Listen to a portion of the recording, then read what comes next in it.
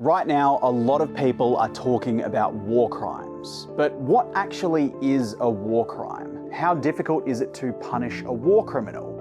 And are war crimes ever justified? That last question is something that a lot of people are arguing at the moment, but it's also the easiest one to answer, so let's get it out of the way quickly. War crimes are never justifiable, and answering war crimes with more war crimes is completely unacceptable. It doesn't matter who started the war, it doesn't matter who was right or wrong in starting the war, it doesn't matter that one party may have done something horrible and the other party thinks that they're justified. There is no justification. Okay, so with that sorted, let's break the rest of this down into 4 different parts. Who decides what a war crime is? What are the different types of war crimes? How is evidence collected? And how are war criminals brought to justice? The concept of the rules of war goes back a long time, but only recently did most of the world agree on how wars should be conducted. This is known as International Humanitarian Law, and it's made up of a patchwork of different treaties and conventions, like the Geneva Conventions, which were created after World War II.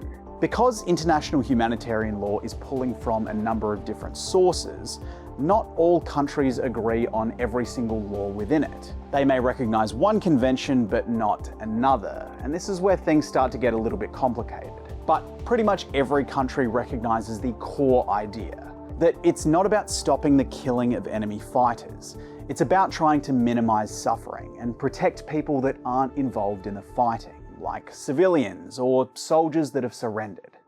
So, what are the different types of war crimes? When answering this question, human rights groups often point to the Rome Statute of the International Criminal Court, which breaks things down into 3 different categories. You've got war crimes, crimes against humanity, and genocide. There's a bit of overlap between the 3 things, but they're largely considered to be separate. When it comes to war crimes, and this may seem obvious, it's when you break the rules of war during an armed conflict. And there are a lot of different crimes that fall under this category, like killing civilians, torture, and taking hostages. But it can also cover things like denying medical care, or attacking historical monuments, or forcing people to leave their homes.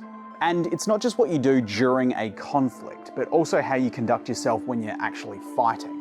That can mean using child soldiers, or using civilians as human shields. For example, firing missiles from inside a crowded school, because your enemy can't retaliate without putting civilians at risk.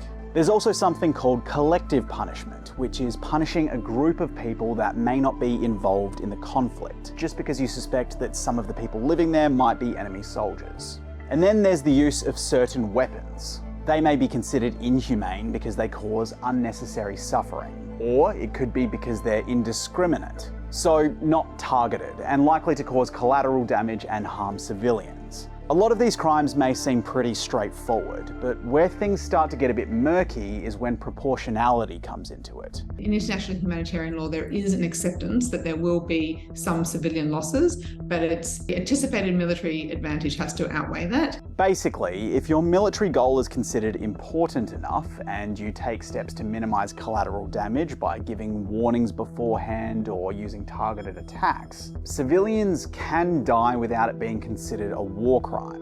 The next category covers crimes against humanity, which are a step up from war crimes, at least in terms of scale. It has to be committed as part of a widespread or systematic attack, and it needs to be directed against any civilian populations. A war crime can be the death of just one person, whereas crimes against humanity are often organised campaigns with the aim of killing or torturing or displacing a large group of civilians over a period of time. Another big difference is that crimes against humanity don't need to take place during a conflict. Think apartheid in South Africa, or the way that Joseph Stalin used to make his political opponents disappear in the Soviet Union. The final category is genocide. What separates genocide from crimes against humanity is that the end goal needs to be the complete destruction of an entire group of people. For example, during the Holocaust, in which 6 million Jews were killed, the goal of the Nazis was to exterminate the Jewish people completely. Genocide also doesn't technically have to involve killing. It could take the form of trying to starve a group of people, or taking away their children. Now, when it comes to proving war crimes, human rights groups play a big role in the collection of evidence. We spend thousands of hours researching, monitoring, and documenting human rights abuses in an effort to put perpetrators to justice. That can involve interviewing witnesses and survivors, working with local organisations and journalists, and going through huge amounts of photos and videos to try to reconstruct events. When you're building a case, you're not relying on one piece of evidence, you're relying on a patchwork of information that can piece it together and also be corroborated. There are plenty of challenges that come with collecting evidence, like needing to work in active war zones, going through huge amounts of data, and then having to verify everything. Sometimes there's just too much, there's so much coming out.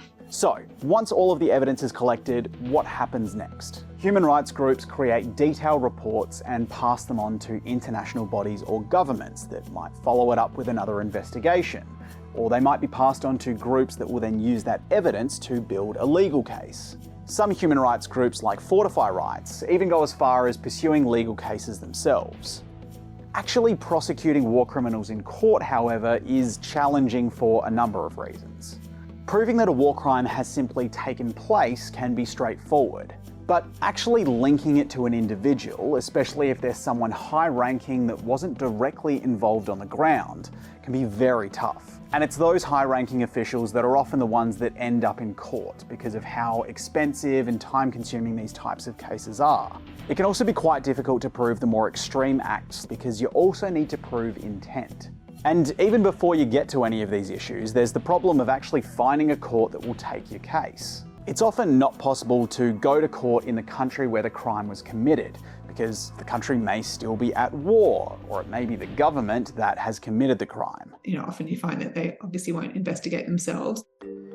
There are international tribunals and courts like the International Criminal Court, but its powers are limited because not every country recognises its authority. For example, Russian President Vladimir Putin has an arrest warrant out for war crimes with the ICC, but as long as he avoids countries that recognise the ICC, he likely won't have to face trial. Another option are the domestic courts of countries that have universal jurisdiction. An example of this happened in France in 2014, when it convicted Pascal Simbakangwa for his role in the Rwandan genocide.